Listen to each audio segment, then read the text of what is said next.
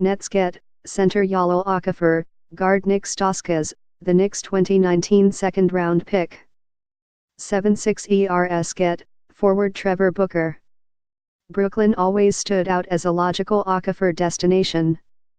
The Nets have one of the league's weakest center rotations, with only rookie Jarrett Allen as a potential long-term option at the position. Timofey Mozgov, whose contract was part of the price of getting D'Angelo Russell, has seen action in just 2 games since November.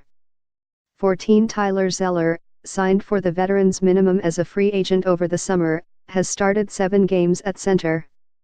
Though he's played well offensively, Zeller shouldn't prevent Okafor from getting minutes in Brooklyn.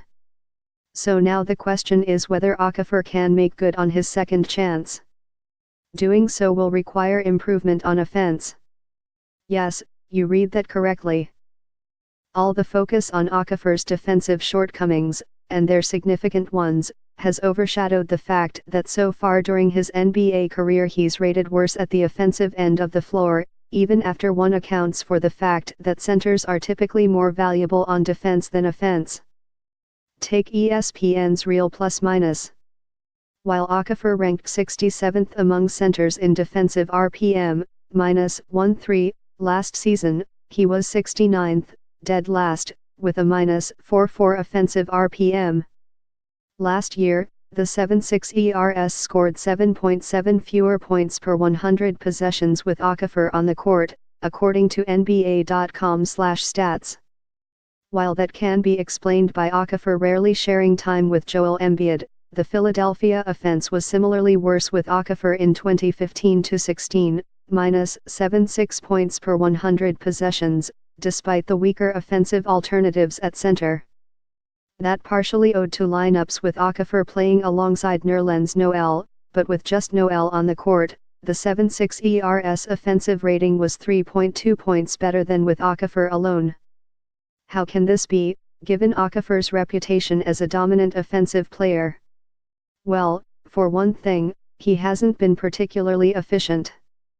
Because Okafor hasn't been the same kind of high-percentage finisher he was as a college player, he shot 66.4% on 2-point attempts at Duke, and because he's a sub-70% foul shooter, his true shooting percentage has hovered right around league average during 2 NBA seasons. Still, average-ish efficiency with above-average volume, Okafor's usage rate in his first 2 seasons was 27.3% of Philadelphia's plays as a rookie and 24.1% in year 2, should ordinarily translate into above-average value, so that's an incomplete explanation. The greater issue seems to be Okafor's limited playmaking for teammates.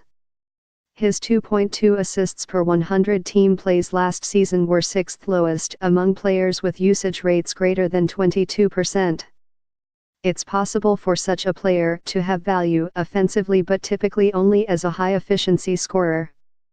Enes Kanter of the crosstown New York Knicks is the model the Nets should hope to emulate with Okafor.